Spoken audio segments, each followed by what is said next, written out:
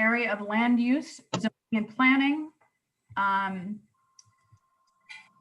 Also have preserved hundreds of acres of farmland and open space, as well as work to prevent overdevelopment and emphasized redevelopment of our existing developed lands.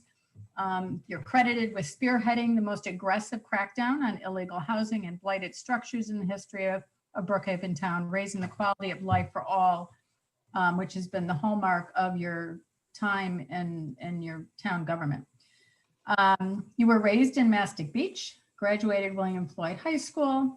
After graduation, you attended Stony Brook University, received a bachelor's degree in history and political science, earned a law degree from Touro Law School, where you received numerous awards. After graduation, Councilman practiced law, served as senior deputy Suffolk County clerk, managing both Supreme and county court cases to provide for the orderly and efficient entry and filing of record-breaking litigation. He worked to make Suffolk County one of the first counties in New York State to utilize and implement electronic filing. In addition, Councilman Panico was a member of the Town of Brookhaven Planning Board.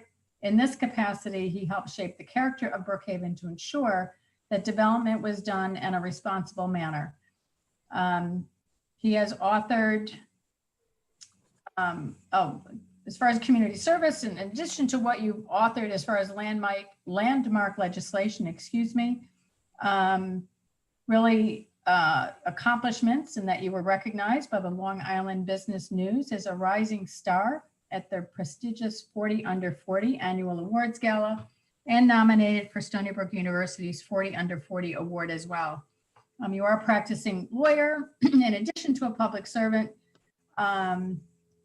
Always been drawn to the opportunity to help others. We are so happy to have you here in this meeting, which is a mix of BOCES staff and students and board members. So welcome again in this month of December and the weirdest year yet. And we're going to turn it over to you to share some words, and then we'll open it to question and answers, or questions with your answers from our committee. Sure. Well, thank you. And thank you for having me. I apologize. I got on later than I had anticipated. We were downstairs lighting the menorah. We have an annual ceremony. This time we did it outside. We do our meetings by Zoom. This is the reality we all face right now until we get to the point where we can meet in person again and go back to hopefully living what was our normal lives. I'm a town councilman in the town of Brookhaven. As was said, I also serve as the deputy supervisor.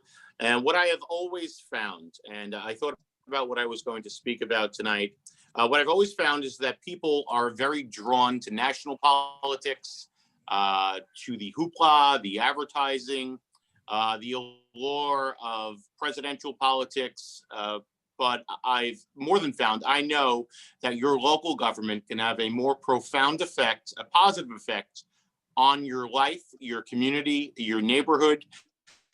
Here at the town level of government, our biggest charge is land use, zoning, and planning. And those decisions affect the character in which your community develops, how it redevelops, and in some cases, how it overdevelops. We all know of the congestion that we drive on the roads here. We've go to points west and even further into the city.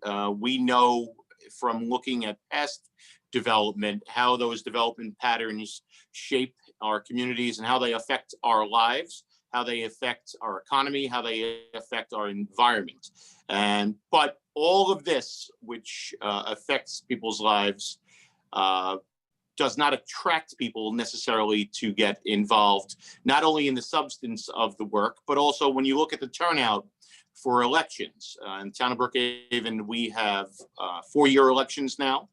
It used to be 2 years. There was a referendum, I guess it was last year, the prior November before this one, where the voters approved 4-year terms and term limits, limiting the individual members of the town board and the other townwide elected officials to 12 years, which would be 3 terms. But you look at any of the years which are local off-year elections, and the turnout is much lower. It's much lower for a variety of reasons. And what I try to do in the past, when I go out, and I enjoy speaking to members of the community, groups like this, is to engage them and try to make them understand that local government is important as well. It's a lower tax portion of your tax bill. The town of Brookhaven is probably about 8% of your tax bill if you own real property here in Brookhaven town, as opposed to your school district, which is pretty much 70% of your tax bill. But all issues of government are issues of money, and while we are still a smaller percentage share of the overall tax bill, we do our part to try to hold the line on taxes. You see many people, if you open the pages of Newsday, if you read blogs, if you follow trends and everything on social media, there is a lot of clamoring for affordable housing. And while you may see a lot of apartment complexes going up, maybe not as fast as some people would like, maybe faster than other people would like, you ask yourself, are we really building the type of housing to keep young people here on the island?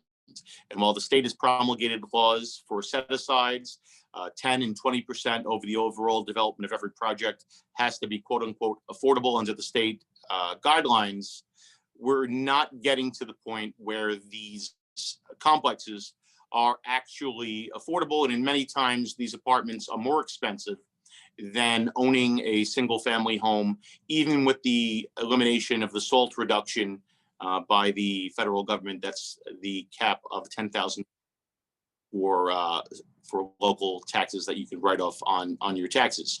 So that's one thing that we hear a lot right now. And the other thing is preservation of property. It's something I am the deputy supervisor of the town of Brookhaven. Geographically, you could pick up Nassau County and place it into Brookhaven town. That is how big Brookhaven town is. We have roughly 500,000 residents, so we don't have as many people as Nassau County, but we are geographically larger. And in the town of Brookhaven, unlike other towns, and I think it's a credit to the town of Brookhaven and the people who are the voters who approved council districts, we have 6 council districts. I represent the 6th town council district, which stretches from Brookhaven Hamlet to Shirley, Mastic Beach, Moriches, Center Moriches, East Moriches, Eastport, Manorville, Calverton, Ridge, Upton. No one really lives in Upton. It's where Brookhaven Lab is. Not the entirety of all of those hamlets. Obviously, Eastport is split with Southampton. Manorville has a small portion. That's Riverhead, but it's a large district. It's a very diverse district.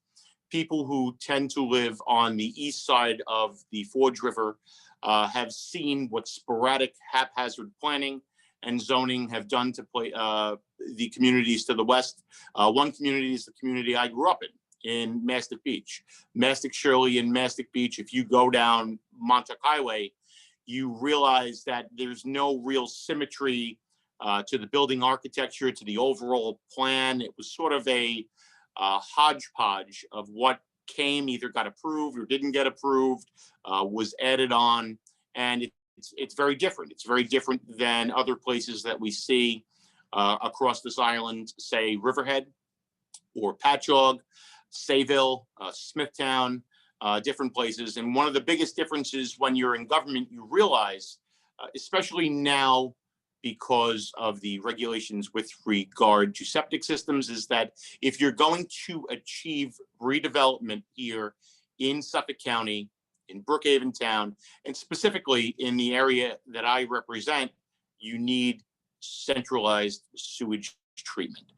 Many people don't realize that the development patterns that you have that have developed over time largely became that way because after the Southwest Sewer District that occurred decades ago and the scandals associated with the Southwest Sewer District, sewers essentially stopped in Babylon. There are a few exceptions like Patchogue, which was able to achieve a lot of redevelopment because they have a sewer district.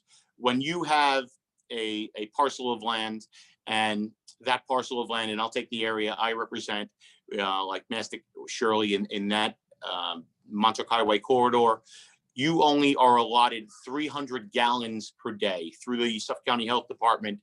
Those gallons translate into seats, which are only 16 seats. Who can run a restaurant with just 16 seats? The answer is no one. That's why in areas that are not sewered, you haven't seen that rebirth and redevelopment, the vibrancy of the downtowns, because you are basically rendered to dry stores. We often remark that with the applications that we get in the area, which are quote unquote as of right applications, meaning they don't require a change of zone, are banks, drugstores, and fast food, because that's what develops when you don't have sanitary capacity. You can almost knock banks off of that list now because technology has changed banking, and technology has changed the manner in which we buy our items and our goods. So most of the brick and mortar retail that you have in the past that we've all experienced and perhaps grown up with, many of those stores are gone and they're unlikely to return. So where do you get your occupancy on your downtowns? It's people want restaurants, they want things, medical.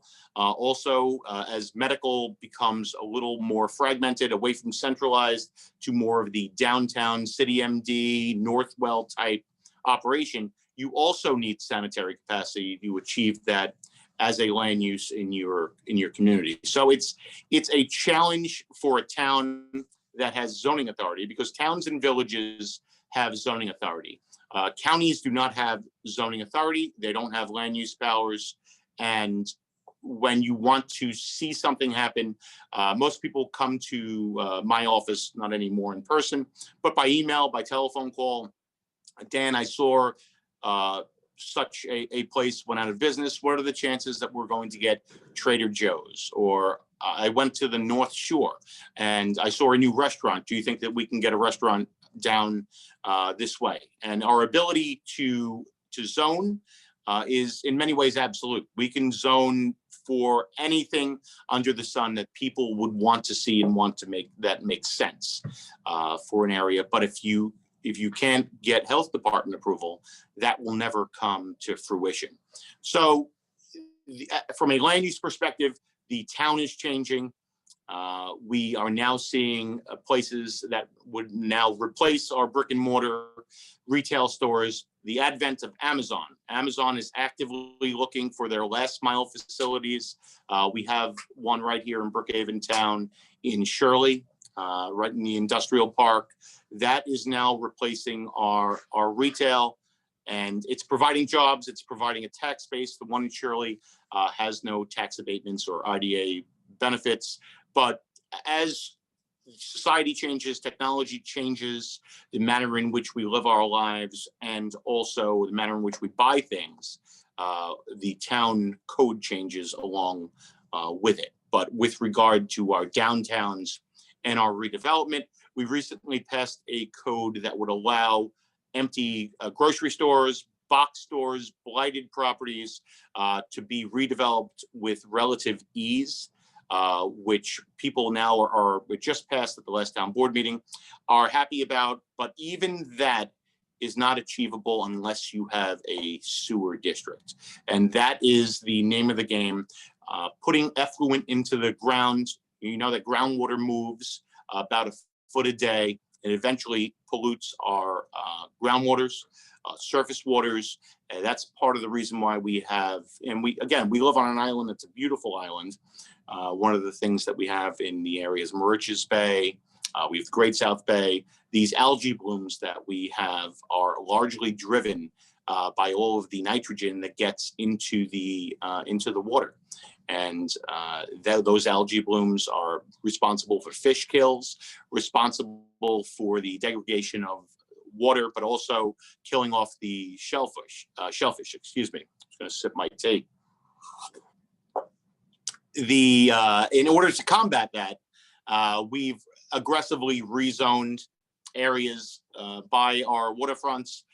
We've made capital investments in preserving open space, and we're actively trying to make sure the mistakes of the past are not repeated today in Brookhaven. It's a very different town than the town I grew up in, And, it's easy, hindsight's 2020. It's easy to criticize those who came before you. Perhaps people in the future will criticize us, but we really are trying our best. I've been on this town board now in a special election, March of 2010. I was a young man then. I never thought I would do this at the time. My predecessor, who was the supervisor's son, I went to law school with, Keith Romaine. He died in November of 2009. He was 36 years old. I remember in his campaign headquarters vividly, which eventually became my campaign headquarters in Center Moriches. I said no. I said no again. I got into an argument with the political chairperson explaining why I was getting married in 2010. And a job like this is not a 9-to-5 job. Council person is listed as a part-time job. If you do the job right, it's by no means a part-time job. It's more than a full-time job. It becomes almost your life, and balancing your life with your work is difficult. It's easier now, obviously, that I've been in the position and been reelected, but it's by no means easy. And I don't think that people necessarily know what goes into the job outside of your meetings. You're in the office all day. You try to go out because it's meaningful and it's important. People see you, that you get information, you can dialogue with people, get their opinions, because those are the people you represent. On the weekends, you're out at events, Saturday, Sunday, you try to make it to as many things that you can, because at least I want to talk to people. I want to get people's opinions, because what I found, and social media, I think, is very effective. I manage my own Facebook page. Neither Mike or Trish, who work in my office, comment on that page.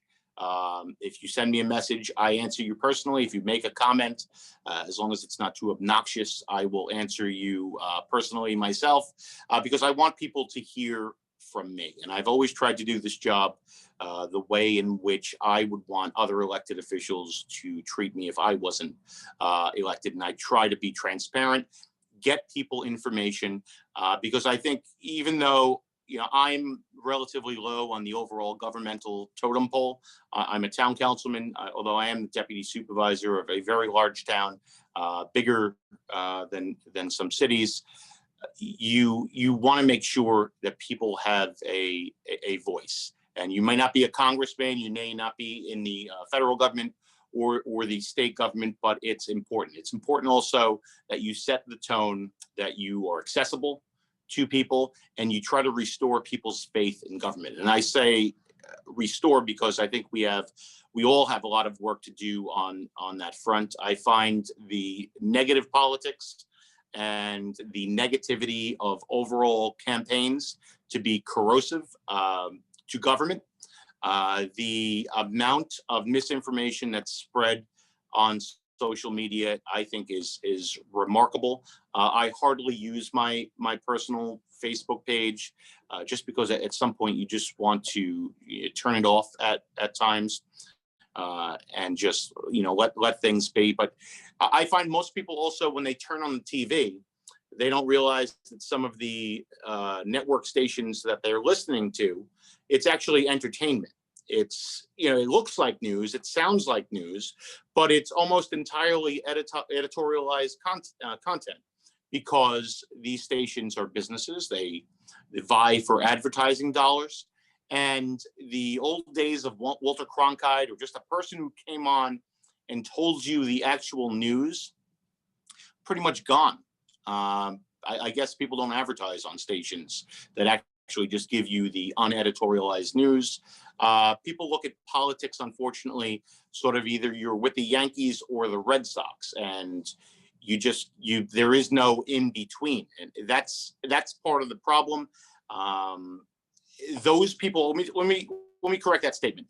Those people who are covered on the news are portrayed as either Republicans must all believe this because it's what we see. Democrats must all believe this because this is what we see. The reality is most of us live somewhere in the middle.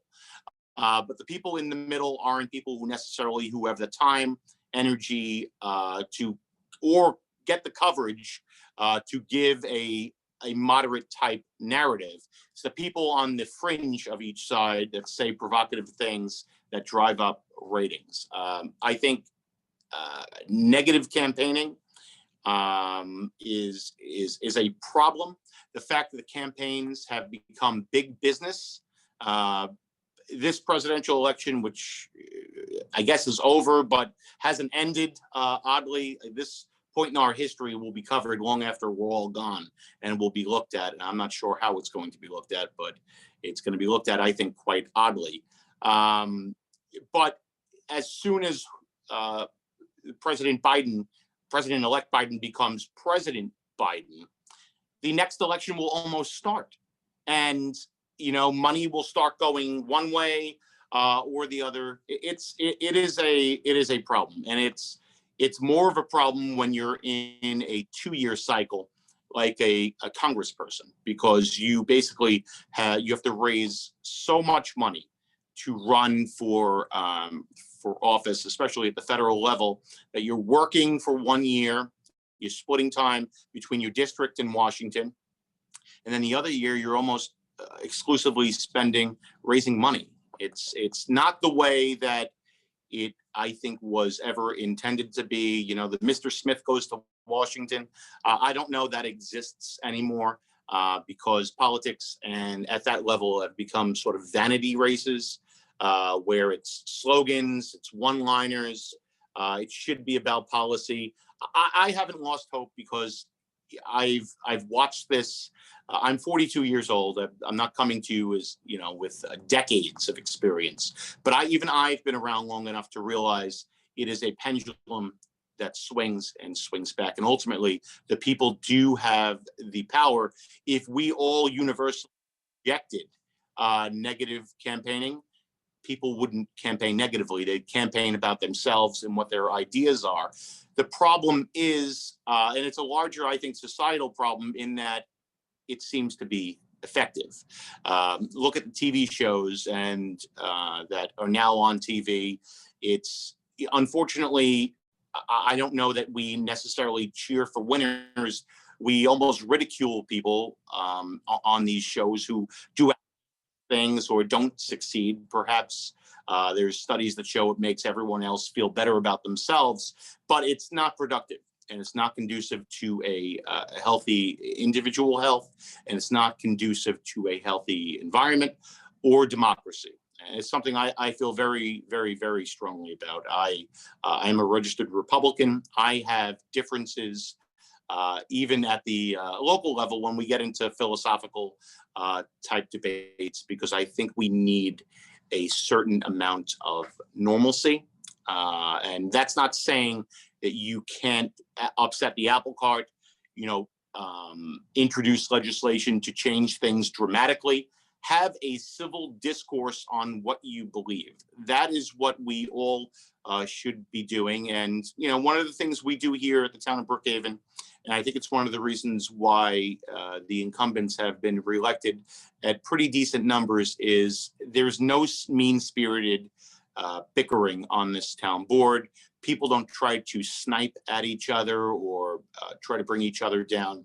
We try to see each other's viewpoints and understand, even if you have an honest disagreement on something that is a local land use project application.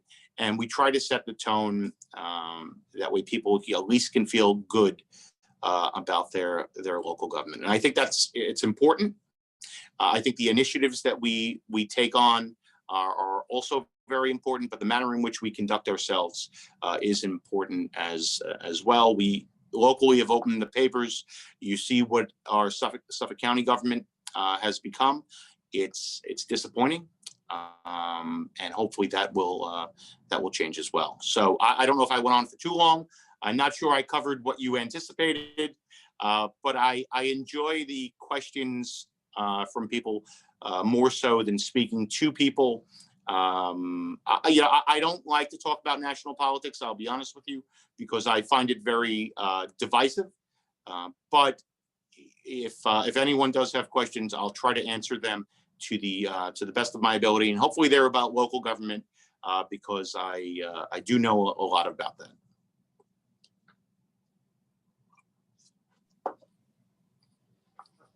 We have a couple of questions in the chat, and I will read those off. I will also say, if people would like, you can unmute and ask your questions. But we have one from Stephen Gessner, who's a trustee on the Eastern Suffolk BOCES board. Wants to know what you think of the potential conflicts of interest when town board members both have private practices and also a government job. I don't think that there are any. Of course, there are potential, but you have to disclose. You have to recuse. You know, living on Long Island is expensive, and you know, to be able to have a qualified professional person be a member of a body like a town board and say that they cannot earn any other income and would have to live on $72,000. You wouldn't have a lawyer or a doctor or perhaps other people with professional criteria join a board. We had a teacher, Connie Keppert, was on the board for a very long time, and you know, it's about electing honest people and making sure we have ethics laws here. We have financial disclosures.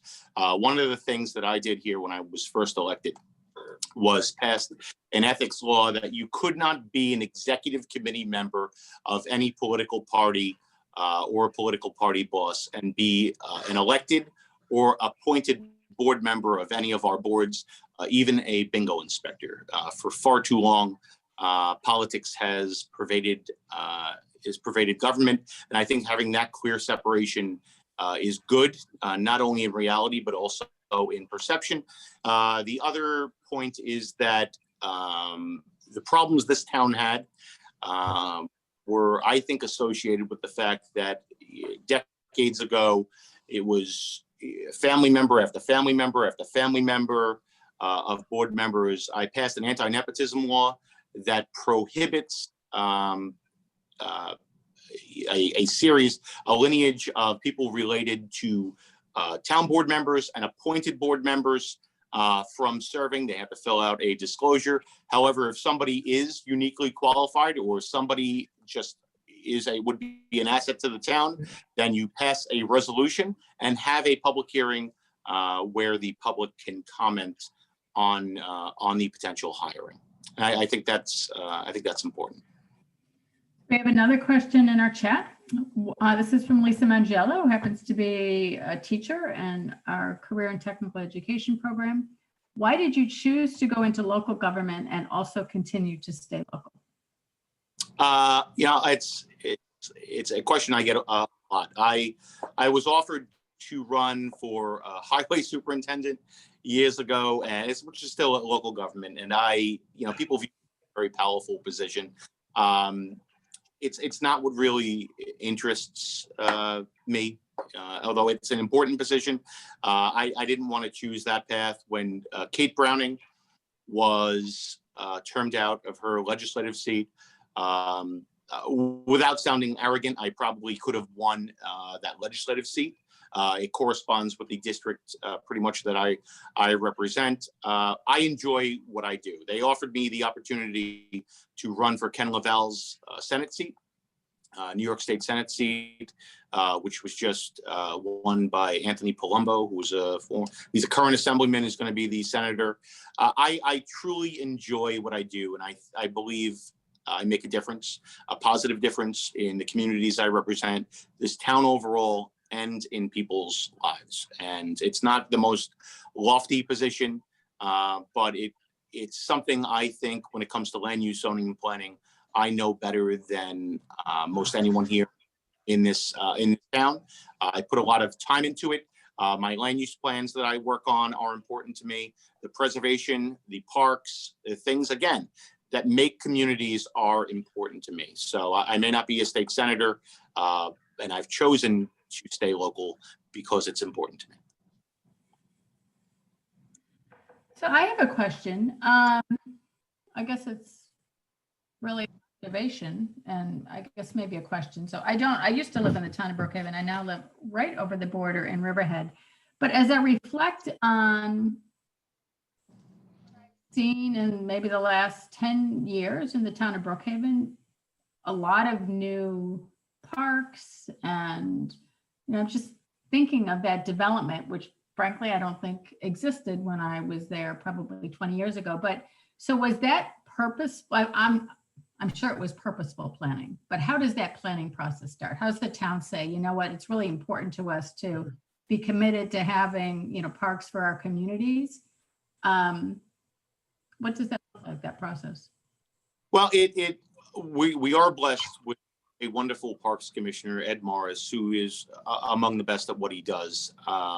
And if you give him enough funding, I assure you, he makes it look beautiful. But we generally try to locate our parks where it makes sense. We found that larger regional parks are more economical and more heavily utilized by members of the public than our smaller pocket parks that you'd see in the western portion of the town. I'll give you an example right off of County Road 51. I was able to preserve at the Eastport exit the 100 acres that used to be a meadow and now is grown into a little bit of a woods.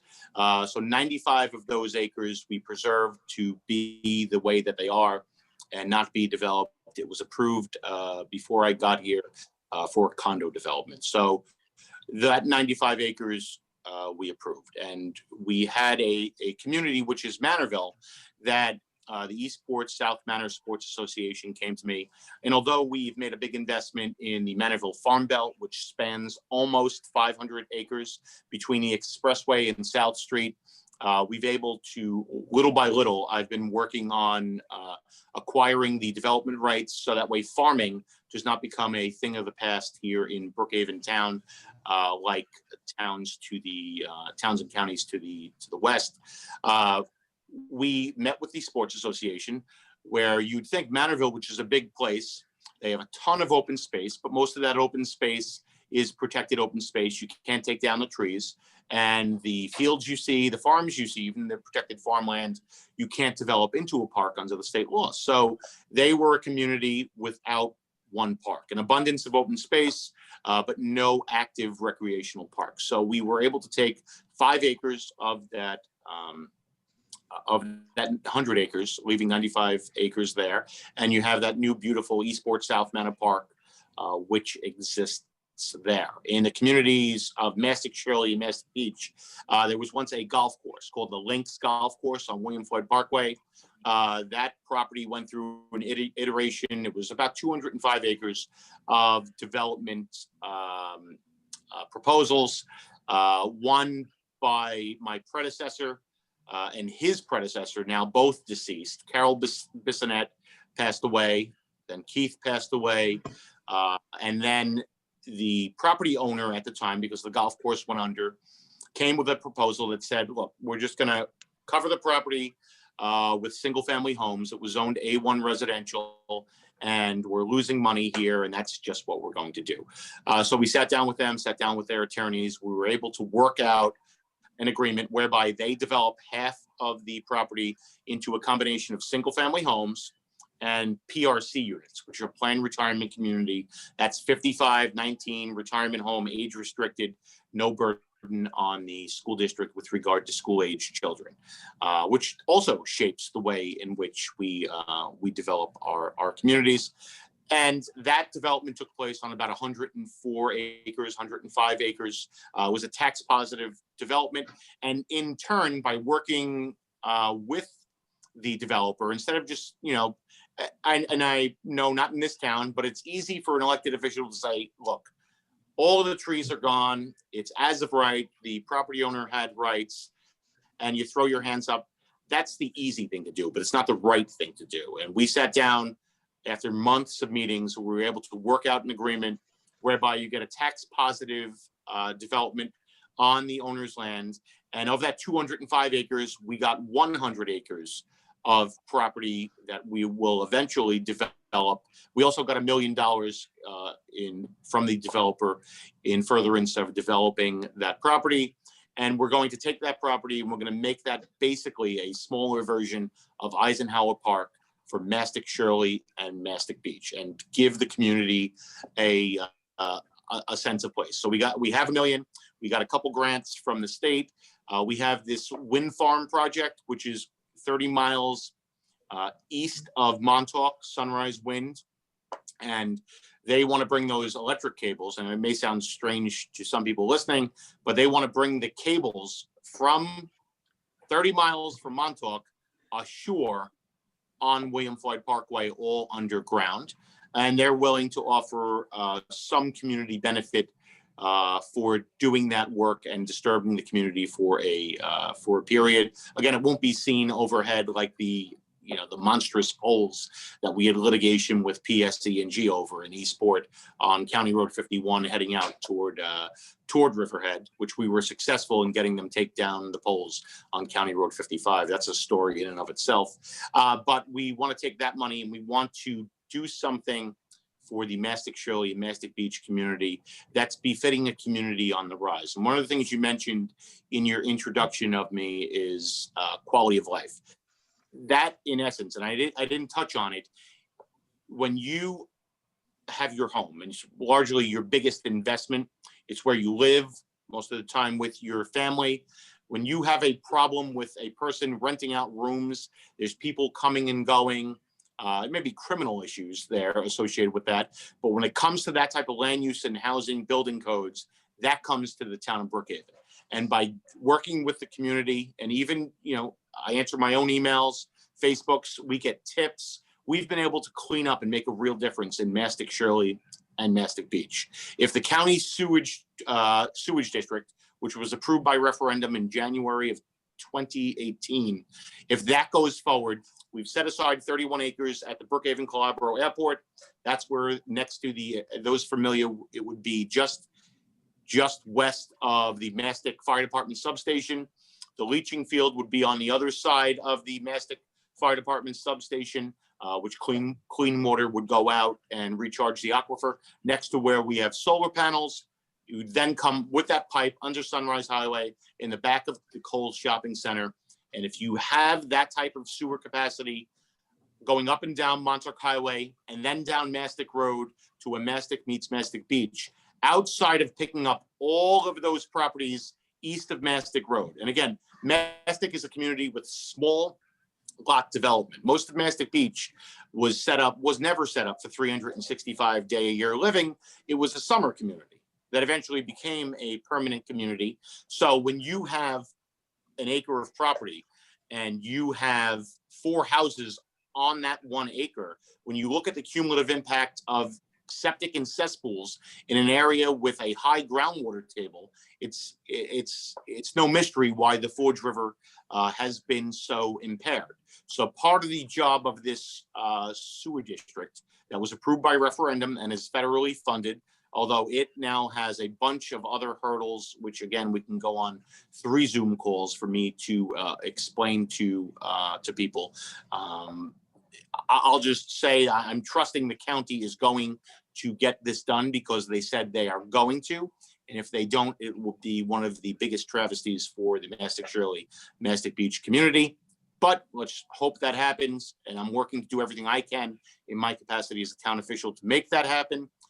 When you have that sanitary capacity, you're going to then pick up the types of stores, the types of restaurants that people want to see. Property values are rising in the area. And part of that reason why, outside of the parks that we build and the vision that we have for the community, we're tearing down homes. Those people who, perhaps somebody on this Zoom that follows me on Facebook, you see that we have aggressively gone after these bank foreclosures that have become zombie homes. We rewrote the laws. We've taken down just in Mastic Shirley and Mastic Beach over probably 150 homes. And that's without exaggeration. And I'm probably being very conservative. And what happens when you take down that home? Not only do you alleviate the blight, the attractive nuisance, the potential danger in the community, instantly people's property values rise. There's no other town doing this work. And we charge back the cost of the entire demolition to the financial institution. Most of the time, they're banks in California, and we give them the opportunity to remedy. We give them the opportunity through a public hearing. Most of them just write off the loss and pay the tax bill for our work. We're at the point where at one point we had probably 250 houses that needed to be torn down. There's less than a handful. I have a whiteboard in my office that was full. I don't know what size it is. It's a standard whiteboard you get from Office Max or whomever we order from. It was in dry erase. Mike Milano has the neat handwriting in the office. He would go through by hamlet, by zip code. We had them all listed at one point. I'm at the point where I'm probably now under 5. And those 5 are still up. One was a relatively recent fire. The other ones now, the word's out. You have new people bought it, or banks are now trying to start rehabbing the houses. It's made a dramatic positive impact in the community, and it shows the residents in the area that the people actually do care. We go out to the demolitions. We talk to the people on the street. I encourage people to contact me. Not every home qualifies for demolition. I can't tell you how many messages, phone calls I get that, somebody moved out. We had to go board up the house. Dan, I've never liked that house. Can you go knock it down? Well, I can't knock it down. If it deteriorates after years to the point, we can, but we don't want to knock down any houses. I'd rather the banks just sell the home to anyone, get another family in there, get a veteran in there that needs a home. We don't want to knock down houses, but we will when banks simply sit on their hands. So I know that started out as a parks question, and it morphed to something else. But it's important work that we do in the town, and we do all this work with an eye on the budget. We've stayed under the tax cap, as other towns. I'm not going to say who. Just say, well, you know what? It was COVID, and this happened. Revenues are down. We got to raise taxes. Raising taxes endlessly is not a solution to anything here on this town. I firmly believe you have too much government on Long Island. You have far too many layers of government. When you're in government, you realize how much that costs. And I think that there is going to be a seismic shift in the manner in which the government exists in the future, not because the politicians in charge of other levels of government will become more courageous. I think the system's going to collapse under its own weight. And you look at, case in point, the MTA. Now, the MTA, there's a proposal in the city where a city council person, or I'm not sure who, wants to charge those people with Amazon subscriptions $3 more a box. And the reasoning on that is it'll make Amazon package things more neatly, and it will support our local businesses as essentially putting a tariff on Amazon to encourage people to shop locally. That's the rationale behind there. However, they're taking all of that money as it's proposed to give it to the MTA. The MTA, which is our mass transit system here on Long Island, which we don't really have any north-south connectivity. We just have, some electric and diesel, which is 19th century. We live in New York on Long Island, and we are riding in diesel train cars east of Ronkonkoma, which again is another story. But you're going to just throw money. It's part of the big problem in New York State. Just throw money at the problem of the MTA debt, but you're not forcing the MTA to do anything about it. A year ago, Newsday writes a story. There's editorials. There's I think on every news station, News 12, about the mismanagement, the fraud, the waste, abuse in the MTA. I think you had one guy who made $344,000 just in overtime, not a salary, in overtime. So MTA is going to be looking for a bailout from Washington. Okay, you can argue that they need it because of COVID, but where's the impetus for the MTA to change if people believe, who are in charge, not a town charge, those people in charge, if you think by just essentially taxing people $3 for every Amazon box, giving people the rubric that it's being done to support local businesses, and you're going to give a bailout, but nothing's changed in the management of the MTA, and what good have you done? If you're going to look deeper into the problem of why our Long Island Railroad tickets cost so much, we want to encourage people to take cars off the road, to head into the city using mass transit.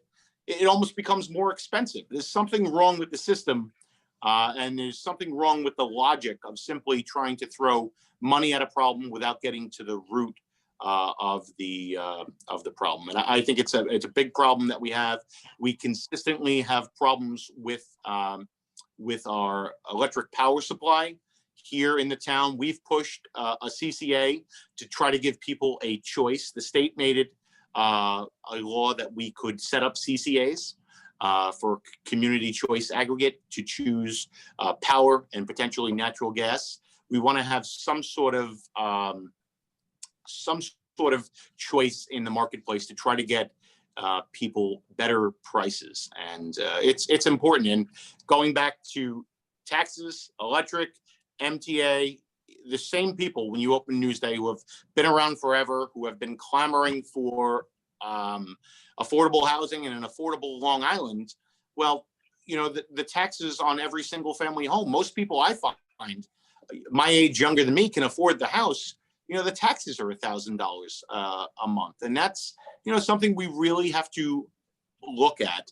The MTA needs to be looked at as well. And the overall cost of living is an important thing, because if you are going to keep people here on the island and in this town, if you really mean what you say in terms of affordability, I think you got to make those hard choices and take that hard look. Thank you. We have any more questions, Dr. Lutz? There are no more questions in the chat. Does anybody on the screen have questions? Feel free to go ahead, Mr. Dan, Yeah. I have a question. In regards to the landfill, that the Brookhaven Township landfill, how is that going to affect the town of Brookhaven when it has to close in 2024? The landfill is slated to close in 2024.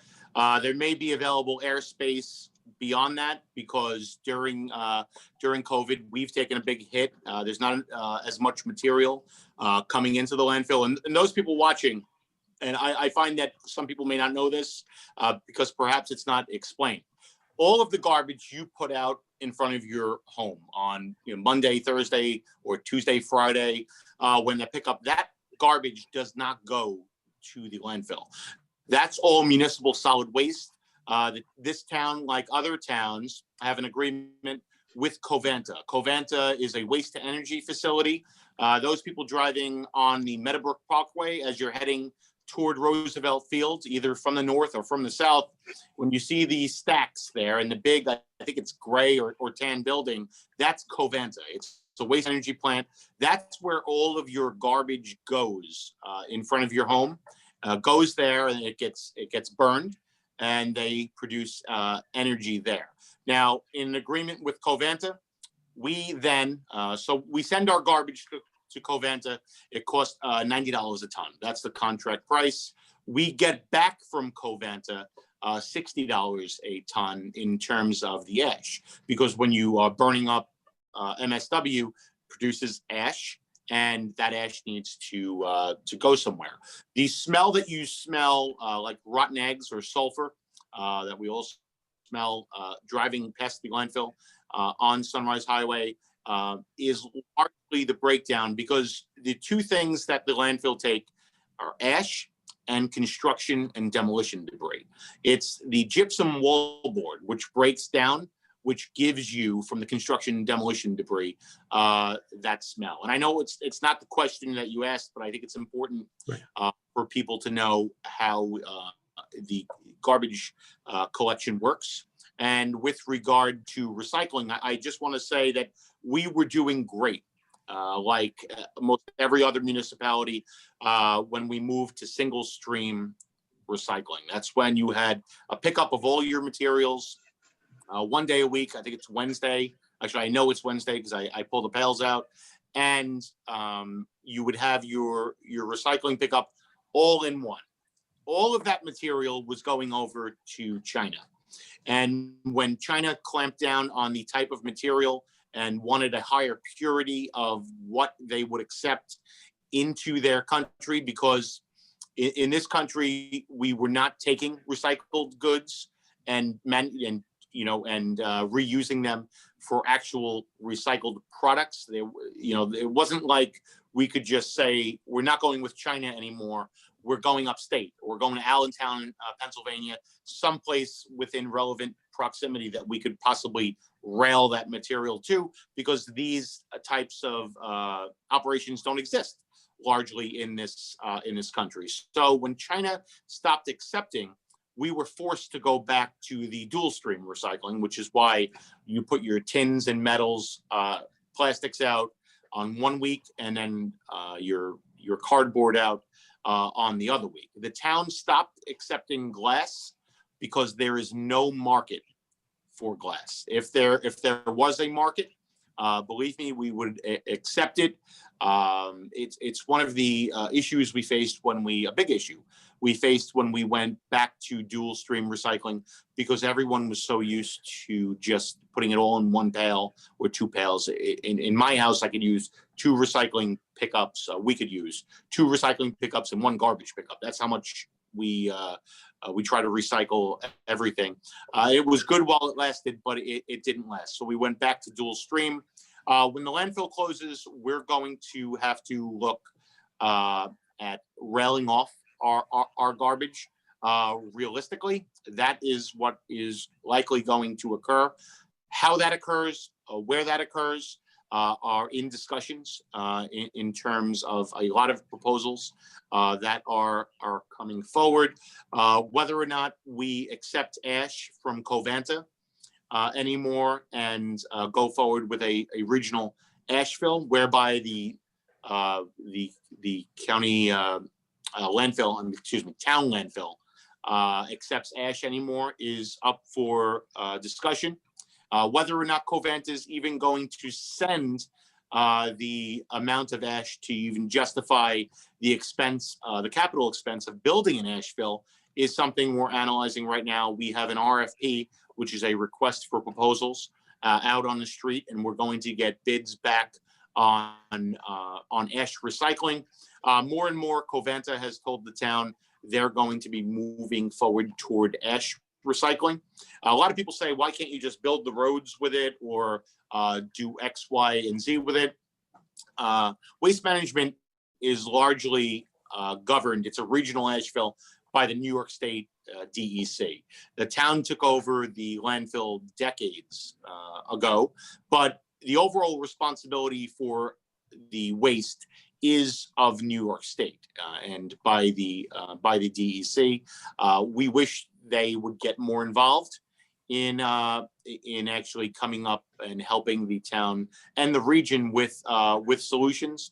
But we are working on that actively. It's going to close approximately 2024, and we know we will have a solution to where all of the trash is going to go before that. Obviously, we can continue going to Covanta as long as they are still operating. And the goal is to have a seamless transition when that landfill closes, the best that we can for our residents. So, Bill, I know we're out of time, but Fred had a question. Fred, do you have? No, Fred doesn't have a question anymore. Okay. I guess we're going to wrap it up. Yeah. Okay. Well, thank you so much, Dan. It was a very inspiring conversations we had tonight in regard to the town, and we appreciate you being with us. Our upcoming events, we have the Longwood School District's virtual 17th Regional Legislative Breakfast, co-sponsored by Eastern Suffolk BOCES and the Suffolk Region PTA, which will be Saturday, February 6, 2021. Our next meeting will be in the new year of 2021, will be January 7th at 7 p.m. I'm hoping maybe by next year we'll have a real live meeting, maybe at the end, and hoping that everyone has a peaceful health and happiness in the year 2021, and we put 2020 behind us. And Dan, we also have a presentation to you, which Yes. you can take a which we- look at it. Right. We'll have it hand delivered to you. Okay, All right. I appreciate it. I appreciate you having me. I hope it was interesting to those watching, and please give me some feedback. If people say, Bill, that guy was terrible, don't ever have him on here again, or Bill, that guy was good, let me know. I welcome feedback, Okay. and I appreciate the opportunity. Right. And we appreciate you taking out the time to help, let us know about our town and our backyard. Yes, absolutely. Thank you very much. Thank you Thank very you. much. Yeah. Happy holidays to everyone, and best wishes for a very happy holiday season. You too. All righty. Bye-bye. Bye-bye now. Bye.